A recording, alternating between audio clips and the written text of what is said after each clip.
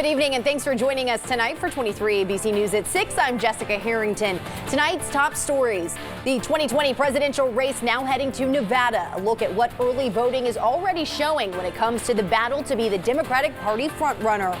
And a local cross-country team looking to continue its national success, and they need your help to get there. More on how you can help by participating in the annual Are You Faster Than a Fifth Grader fundraising run that's happening soon. Allison? And you can expect mild and warming conditions for most of the work week. I'll let you know what that means for air quality when 23 ABC News at 6 starts right now. From downtown Bakersfield, 23 ABC News at 6 starts now. Good evening. We are less than a week away from the battle for Nevada in the 2020 presidential race. Early voting started over the weekend as candidates hit the state ahead of the next debate on Wednesday. ABC's Mona Kosar Abdi is in Washington with the details on a strong showing in the Nevada caucus as that early voting continues to get underway.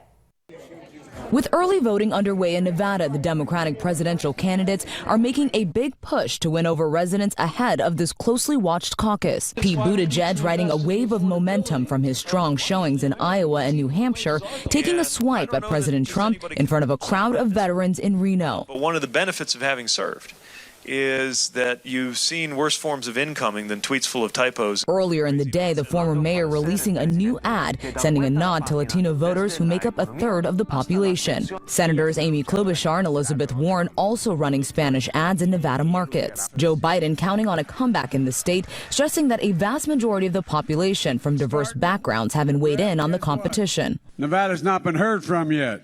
Nor South Carolina, nor the Super Tuesday states. But as the candidates make their appeal to voters, they're also shifting their focus onto former New York City Mayor Michael Bloomberg. Bloomberg is not even on the ballot in Nevada, but the businessman has spent an unprecedented $381 million on ads so far. I never thought I was going to be able to compete with some of my opponents' bank accounts. Bloomberg is currently polling at third place in the national polls behind frontrunners Bernie Sanders and Joe Biden. And in his latest digital ad, Bloomberg targets Sanders by showing aggressive and sometimes threatening tweets, supposedly from Sanders supporters. Sanders firing back. We will not create the energy and excitement we need to defeat Donald Trump if that candidate pursued racist policies like stop and frisk.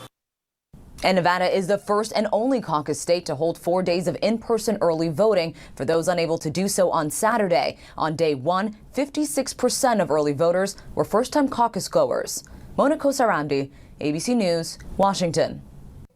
And 23 ABC wants to help you make an informed decision on Super Tuesday when California voters go to the polls on March 3rd. We have information on local measures, national and local candidates, along with propositions on our website right now at turnto23.com. A busy week ahead for Governor Gavin Newsom as he puts the finishing touches on his State of the State address. The governor will go before a joint convention of the California legislature on Wednesday at the state capitol. No word yet on what topics will be covered, but in recent months, the governor has made an effort to take on the homeless crisis in California. The address will be live streamed at 10:30 in the morning. You can watch it on our social media platforms and on our website, turnto23.com. During its meeting on Wednesday night, the Bakersfield City Council will consider approving mid-year budget appropriations for the new city and county homeless shelters. The funding for the appropriations would be coming from the $5.4 million raised in sales tax revenue from Measure In. The City Council will be considering an $822,000 allocation to the city to address homeless services. The bulk of the money, $500,000, would go to Kern County to help with expenses for its new homeless shelter at 2900 M Street. The rest of the money would go to support the city's shelter to be located at 1900 East Brundage Lane. The City Council will be meeting at 5:15 p.m. in the boardroom at 1501 Truxton Avenue. The Bakersfield Police Department arrested an armed gang member in a stolen vehicle in southeast Bakersfield Sunday. According to BPD, officers were dispatched to East Brundage Lane and Cottonwood Road for a stolen vehicle at about 4 p.m. Officials say the vehicle took off prior to officers arriving, but was located on Lotus Lane near East Casa Loma Drive. According to the release, the suspect, Andrew Chavez, took off on foot but was arrested by officers shortly after. Chavez was booked into the Kern County Jail for possession of a gun and gang charges. A local cross-country team who's been recognized nationally is hosting their annual Are You Faster Than a Fifth Grader fundraiser run, all to help the student runners continue to bring home those national medals. 23 ABC's Leslie Gooden spoke to the team, who says they now need the community's help to continue to achieve those goals. For the past 13 years, the Fast Track Lamont Cross Country Club has been taking students to the national championships and exposing them to new experiences. I was able to speak with their coach and their runners, who share that running is more than just a sport to them. Well, I like how I get to feel free and I get to be myself around there. I just get to be me. On February 29th, 8th grader Ariane Garcia's sports team, Fast Track Lamont, is hosting its 3rd annual fundraiser run. Are you faster than a 5th grader? All proceeds will allow the cross-country team to compete in upcoming races around the country, and many of the runners on the team are national title champions. We took those 33 kids to Tennessee in December and came home with 7 national medals.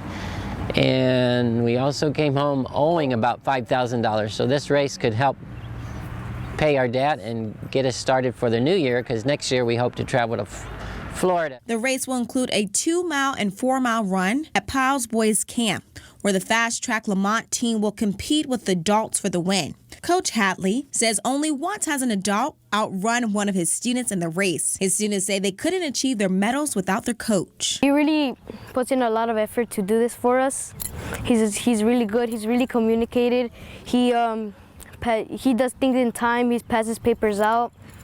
He's a really good coach. He dedicates a lot of time. Coach Hatley says the money raised helps more than just running opportunities for his runners. For some, it's a once-in-a-lifetime experience because, first of all, they've never been on an airplane. They've never been out of state.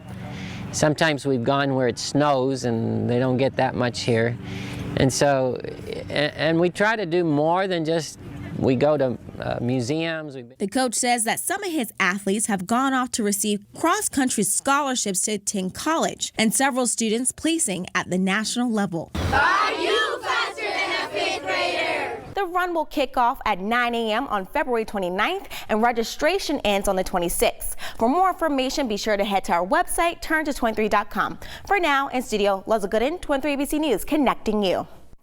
Great story there, Leslie. I would definitely not be faster than a 5th grader. But for anybody that has been running outdoors, especially today, conditions were very nice. We are seeing those dry but cloudy skies throughout central California, and we are going to be seeing those high thin clouds continue throughout the evening hours, but it is going to be clearing up by tomorrow. We did track a dry cold front that swept through the region today. Those winds have calmed down significantly, still looking at 20-mile-per-hour winds up in Kernville, but 0-mile-per-hour winds here in Bakersfield, and that's really the case throughout the South Mountains as well. But high pressure is slowly going to be dominating over the region for most of the week. So let's break down your forecast tomorrow. At 8 a.m., 47 degrees with some cloudy skies, but those skies will be clearing by noon and already in those upper 60s. So very nice for your lunch hour, and we will be well above average tomorrow afternoon with a high of 71 degrees, and those 70s continue through at least Thursday of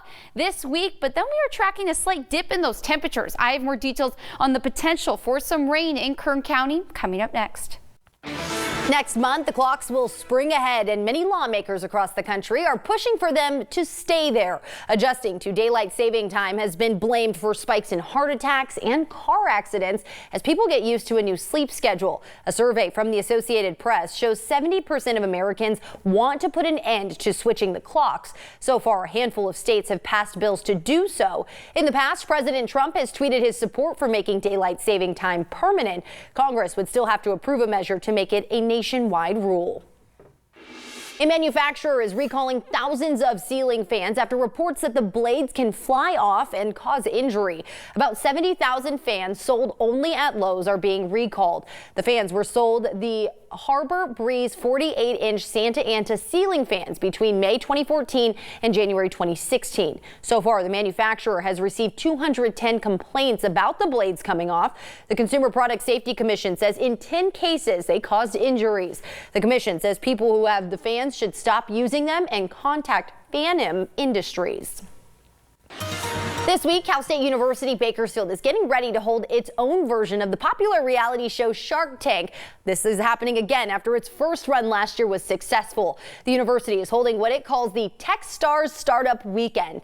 The second Techstars Startup Weekend starts this Friday, February 21st, and goes through Sunday, February 23rd. Startup Weekend is a 54-hour event designed for creators and idealists to pitch their innovative ideas, form a team, build a prototype, and present their product to a panel of judges to compete for up to $30,000 in prizes. CSUB is partnering with Techstars to host the event, which is sponsored by Bank of America. The event will take place in the Student East Housing Multi-Purpose Room at CSUB and is free and open to the community. All ages are welcome.